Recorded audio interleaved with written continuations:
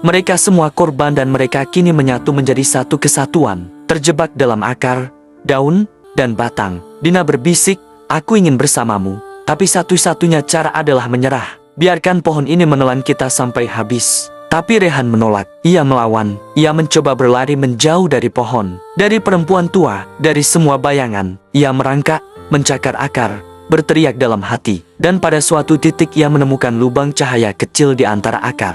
Seperti celah dari dunia luar. Rehan mencoba menerobos keluar.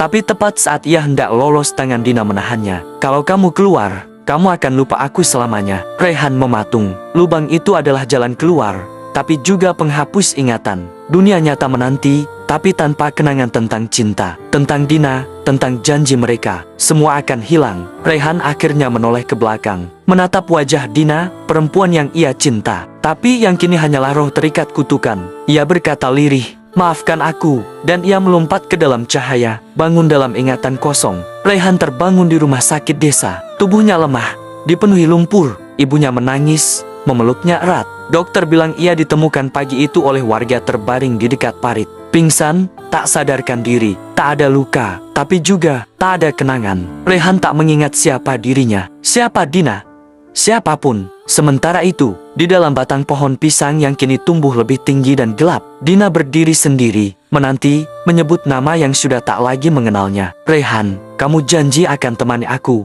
Sekarang, siapa yang akan temani aku di sini?" Bayangan yang tak pernah pergi. Sudah 3 minggu sejak Rehan terbangun di rumah sakit desa. Orang-orang bilang ia beruntung ditemukan di dekat parit dalam keadaan hidup. Meski tubuhnya dingin dan napasnya lemah, tapi bagi Rehan, hidup yang ia jalani sekarang terasa seperti bukan miliknya. Setiap malam, ia terbangun karena mimpi yang sama. Ia berdiri di tengah kebun pisang yang rimbun. Kabut tebal menyelimuti sekitar.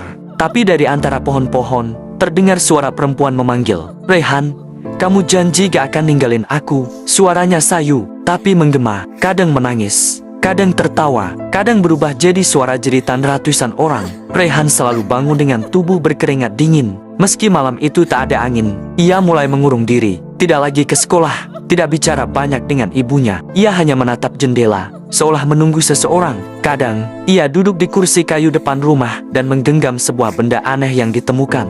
Bersama tubuhnya waktu ia diselamatkan, selai rambut panjang berwarna putih kusam. Ia tak tahu kenapa, tapi rambut itu membuat hatinya berdebar aneh. Ada perasaan kehilangan, tapi ia tak tahu apa yang hilang. Kembali ke hutan. Suatu malam, Rehan berjalan sendiri tanpa sadar ke arah hutan. Seperti ditarik oleh sesuatu, kakinya melangkah tanpa kehendaknya. Ia melewati jalan setapak yang dipenuhi kabut, melewati parit dangkal, melewati ilalang, hingga akhirnya ia sampai di depan pohon pisang raksasa itu. Tapi kini, tak ada yang aneh secara kasat mata. Pohon itu diam, tidak ada suara, tidak ada daun jatuh, tidak ada tanah basah, hanya keheningan pekat. Namun Rehan merasa seolah tempat itu menatap balik padanya. Ia berdiri lama, mencoba mengingat, tapi otaknya seperti dibungkus kabut tebal. Sampai angin bertiup pelan, dan daun pohon bergoyang menjatuhkan satu lembar daun besar dengan tulisan samar merah di atasnya. "Kita dulu duduk di sini. Kamu cium aku, kamu janji." Rehan terdiam,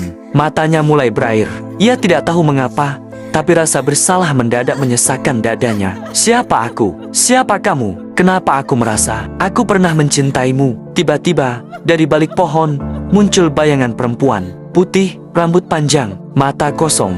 Dia tidak bicara, tapi dari matanya menetes darah hitam pekat. Rehan gemetar, tapi ia tidak lari, karena meskipun bayangan itu mengerikan, ada satu bagian dari dirinya yang merindukannya. Dina masih di sini. Malam-malam berikutnya, bayangan perempuan itu muncul di mimpi. Semakin sering, semakin dekat. Kadang berdiri di ujung ranjang, kadang menatapnya dari jendela, kadang berjalan di belakang ibunya. Dan Rehan mulai mengingat, potongan demi potongan, wajah Dina yang tertawa saat di bawah pohon, suara jeritannya saat Rehan ditarik ke tanah, pisau yang menancap di dadanya sendiri, suara lembutnya, "Aku nyusul kamu." Rehan mulai bicara sendiri, menyebut nama Dina tanpa sadar.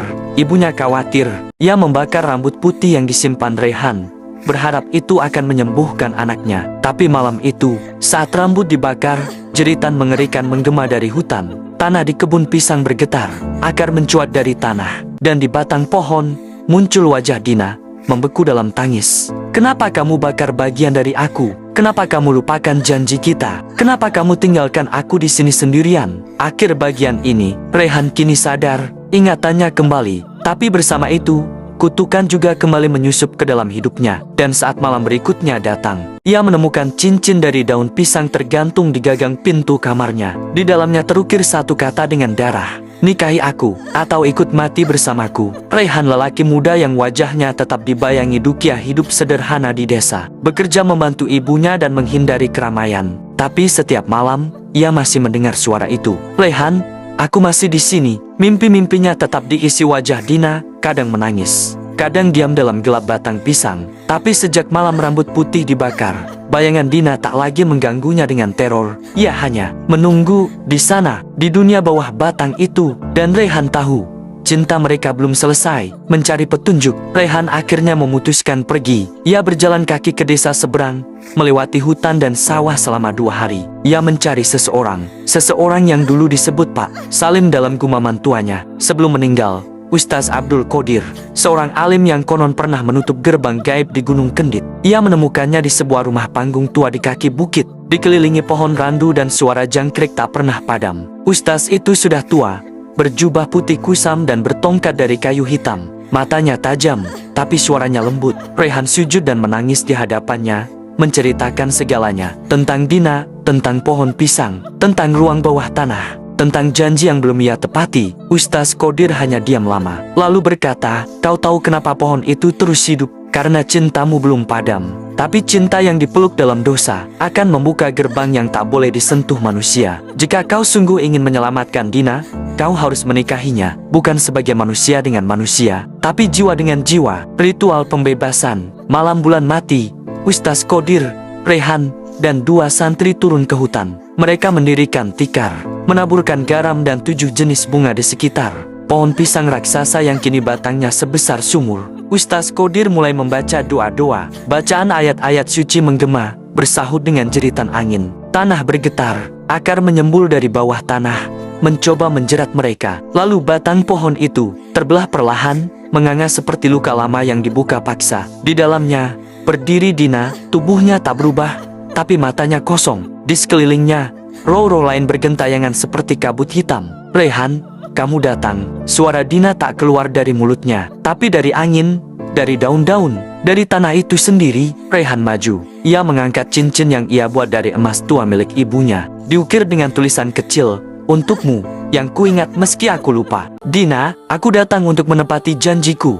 Kalau dunia tak izinkan kita bersama, aku akan menikahimu dengan jiwa dan waktu." Ustaz Qadir menancapkan tongkatnya ke tanah. Sebuah lingkaran cahaya terbentuk di sekitar Rehan dan pohon itu. Ritual pembebasan dimulai. Ayat-ayat dibacakan. Pohon itu menjerit. Ratusan bayangan mengerang kesakitan. Tapi Dina mulai berubah. Matanya perlahan kembali jernih. Ia tersenyum, seperti dulu, saat mereka duduk di akar pohon. "Terima kasih, Rehan, aku sudah lelah menunggu." Dalam cahaya remang itu, Rehan menyematkan cincin ke jari Dina. Tak ada saksi, tak ada pesta, tapi angin hening. Tanah tak lagi bergetar, dan pohon pelan-pelan meranggas. Daunnya luruh, batangnya menyusut. Sebelum tubuh Dina menghilang dalam cahaya, ia berbisik pelan, "Tunggulah, aku akan kembali padamu. Saat bunga pisang merah terakhir gugur, aku akan hidup lagi." Tapi kali ini, sebagai manusia. 2 tahun kemudian, Rehan membuka warung kecil dekat pinggir jalan desa. Hidupnya tenang. Pohon pisang itu tak pernah tumbuh kembali. Tanahnya kini lapang dan penuh bunga liar.